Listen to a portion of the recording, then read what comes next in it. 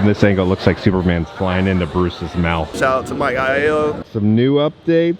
Look at these. Why the HHN icons are inside the Monsters Unchained attraction. The purples and the oranges really pop. Okay guys, we're back at Universal Studios Florida. It's time for another massive Halloween Horror Nights 2025 update. Guys, we're already like a quarter of the way there to our next tier reveal. You guys are crushing it. If you didn't know, we're so close to kind of like dethroning the official HHN YouTube channel. Half of you guys currently are not subscribed who watch the videos. We have a little challenge now. If we hit 76,000, we're gonna have a reward to show you guys, 78,000 and then 80,000. So I own one of the largest HHN collections in the world. So I'm gonna reveal like a jaw-dropping artifact to you guys every single one of those tiers that we hit. Like your mind is gonna be blown. I promise it'll be worth the wait, but we got this. So on that note, it's time to talk about the Halloween Horror Nights. Sure of the day, we're gonna go back to HHN 2001. Such an interesting year with Eddie. Then they had to switch all the merchandise around. This is gonna be the tie-dye green shirt. If you notice, there's the green slime instead of blood. Now there is one surviving kind of piece of merchandise. It was not revealed to the public. I'm gonna show it off to you guys right now. Okay, so here's the shirt that was sold to the general public. It's got the green outline. Now this is gonna be the entertainment staff shirt. It says no more clowning around. The original pitch was Eddie was gonna like kill Jack. So that was gonna be a plot, but they brought Jack back and then he was kind of the icon, but here you can kind of see the original kind of design. You're gonna have kind of the blood around Eddie's face. So it looks slightly different, but this was never released to the general public. But yeah, so that still has that blood design. And then we have the hat. It says ICU, right? And then Halloween Horror Nights 2001. So on that note, let's roll the commercial. John, wake up. Hey. Where are you? Oh, morning. Yeah. Yeah, we're out here at Universal for Halloween Horror Nights. There's only 3 nights left. It's today, and then Thursday they're off, and then Saturday and Friday and Saturday are the 3 big days. I haven't seen Jack around, lately. Coming up, we're also going to have some people. It looks like they're wearing costumes, but they're not. And, there's a guy, he's been tattooed all over with lizard scales and, oh! See you guys later. That was John Graham down there at Universal Studios. Well, John Graham's live today at Universal Studios this morning for their Halloween Horror Nights. Yeah, we love Halloween Horror Nights, and there's a lot of freaky people down there, John, but usually they just look that way because of the makeup, right? And you found a few people you might bump into, like Jack down at Universal? Yeah. What is he doing? I heard some weird little noise coming from over there. What was that? This is Jack. Jack is kind of the host of Halloween Horror Nights. 3 nights left, right? And Yes, tonight and then next Friday and Saturday as well. They're not getting me back in the box that quickly this year. Oh no.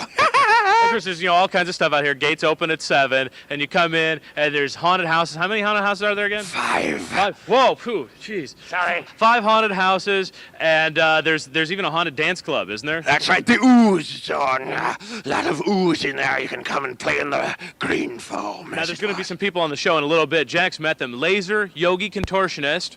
Yes, can fit in the box much more easily than I can. and Lizard Man. You want to explain Lizard Man? Oh, there is no explaining Lizard Man. You have to see him to believe him. He's a lizard man. He's covered in scales. And he can shove huge screws and nails in his brain. Oh, I didn't know about that. So, even better. Well, maybe we'll save that part for 8 o'clock. We'll just tease you with a guy who can stick screws in his brain. And by the way, Florida residents, if you want to come out to Halloween Horror Nights tonight, Friday, not Thursday, tonight, Friday, or Saturday, you can get yourself to Taco Bell or Fanta soda products. Yes. And they'll knock a big chunk of change off the admission. Yes. Oh, that's a good You idea. get a big discount. You don't look too scared, John. You gotta love that face, don't you? Oh, yeah. I know I do. Oh, I miss so you, Wendy. enticing. I'll see you on the weekend. Yeah, Wendy Corona reference. Remember last year how much you scared She Wendy? was terrified of that clown. Okay, welcome back. Camera's in the shop right now. We're getting the lens serviced and then the body service to be prepared for all the spooky season that starts mid-August. So we're using the R6 today and then a different lens. So it's gonna look and feel a little different. We are almost in the month of Halloween Horror Nights. It is almost August. We should be getting announcements hopefully this week. Hopefully. And then Uplander's Brew tweeted out this: Horror Unleashed, looking good, fellas. So one of the construction workers actually posted a TikTok about the construction of Horror Unleashed. And it's the last day at the Universal Horror job. Building came out great. All our cracks, our bricks, everything.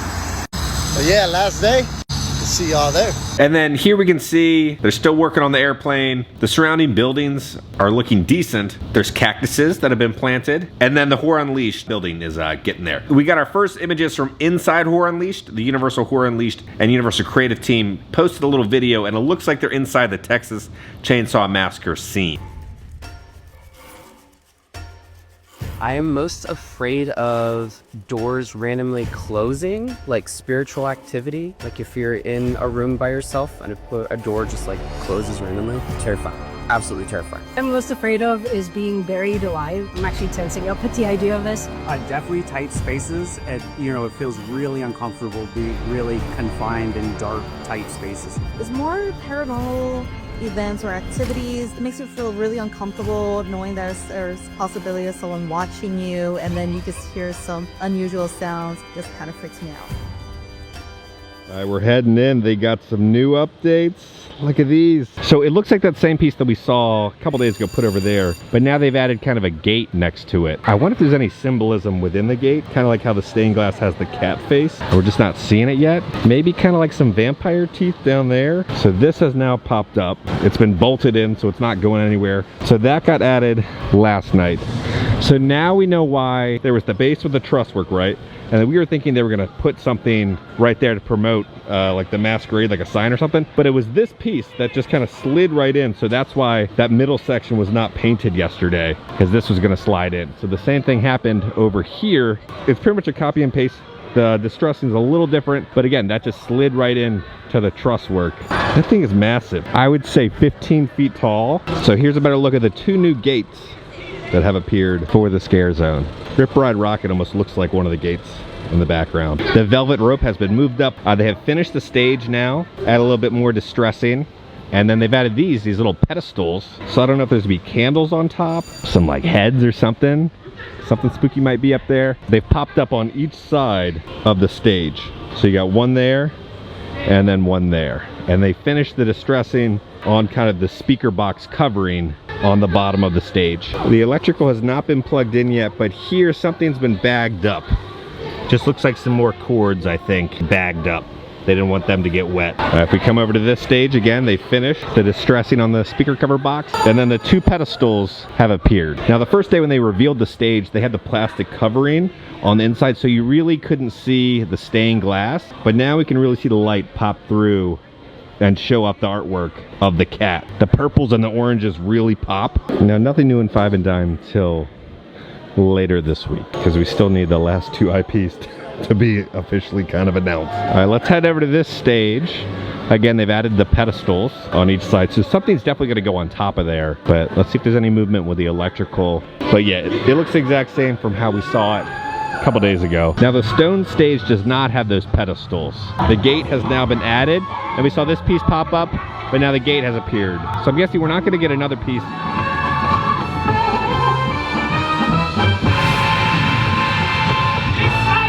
All right, let's see if there's anything new happening over at the HHN bar. Same old, nothing new over here at the HHN bar. I'm not seeing too many changes right now inside the scare zone. Let's go a little further in. This box has appeared. That's a new box. All right, let's see if there's anything new inside the little mini scare zone here. Nothing new. It's looking about the same since the last time we were here. All the tables over by Animal Actors has now been removed. They're gonna start to set up the food booths, I guess, pretty soon. They'll put multiple food booths in here. Tables might be missing here. There is someone still missing at Universal Studios Hollywood who has not arrived yet. I think it's John Murdy right there. John! So Tasty Big Mac asked John this: was Scarecrow the last thing we get till Midsummer Scream?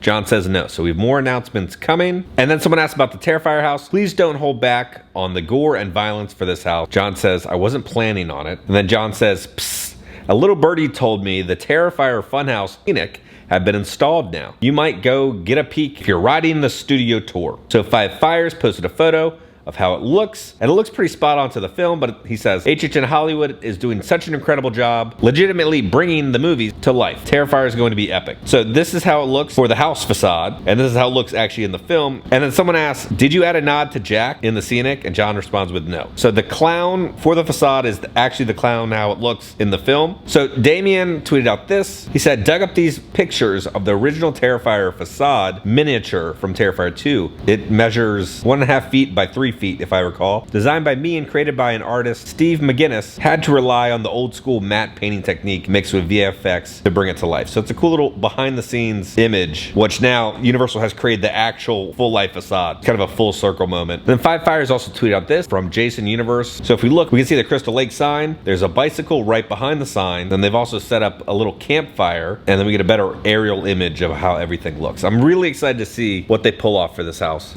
Over by the rumored hatchet and chains facade, I don't see too much new. I don't see anybody working today. But Bio Reconstruct did get some awesome aerial images. So Bio posted aerial photos of preparation of 2 sprung tent houses for HHN. So we get a lot of detail here. We can see a lot of construction happening around the tent houses. And then we can see the facade for the heavily rumored hatchet and chains house over to the left, and then the dollhouse to the right. So we get a better image of how the facade looks for the dollhouse. I don't think they've finished the roofing yet, or maybe something's gonna be projected there, but it's gonna be a blue dollhouse for the facade.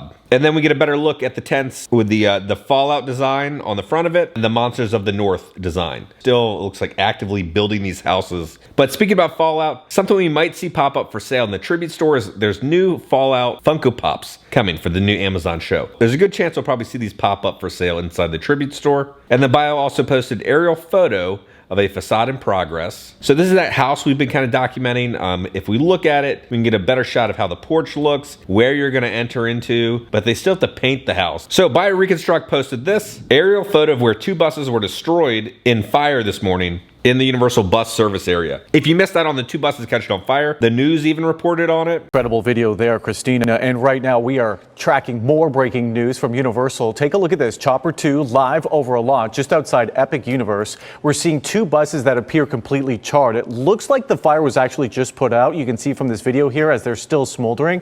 Right now we are actively making calls to get you more information about how the buses caught fire, if anyone was on the buses at the time, and if anyone was hurt. All right, a little update on the bridge. They've added this walkway now with a railing so they can get across the bridge. A couple more beams have been added right there, and then a couple more beams have been added right there. So maybe they might pull this off by the opening of Halloween Horror Nights. So Alice and I went to Texas a couple weeks ago. There's this restaurant that we went to. I wanted to save it for an HHN update because it's just so good, but there's all this Jaws stuff there. Okay, so it is the 40th anniversary of Back to the Future. So we're gonna be eating at Dark Side Pizza Company. Now this is in Boerne, Texas, right outside San Antonio. You might think, what's actually going on inside there? Wild stuff we're about to show you. All right, we're heading in. Luke's chilling there. We got the Terminator over there. We got E.T. Look at E.T. drinking the beer cans. It's got the flowers, the speak and spell. The finger is glowing. These are really good sculpts. I don't know who made these. These are all custom made though. But like the Yoda sculpt looks great. You can see his little chin hair. And over here, Mark Hamill's sculpt is also awesome. Pondering what happened in the sequel trilogy. R2's all dirtied up.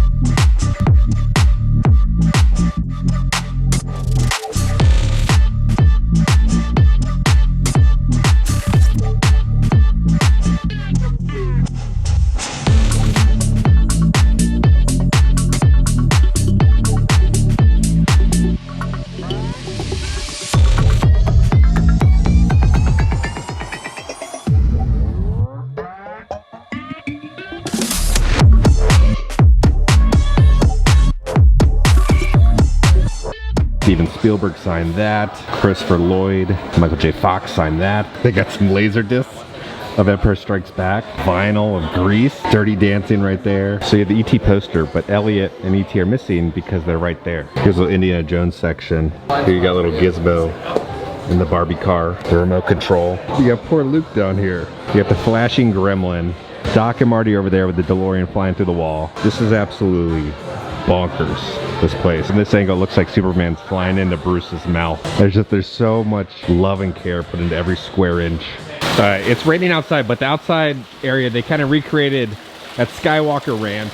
You know, they have the classic Yoda fountain, so they have Yoda right there and the fountain. It's a great little detail for the outside. I like that the logo, so it's Dark Side Brick Oven Pizza Company, right?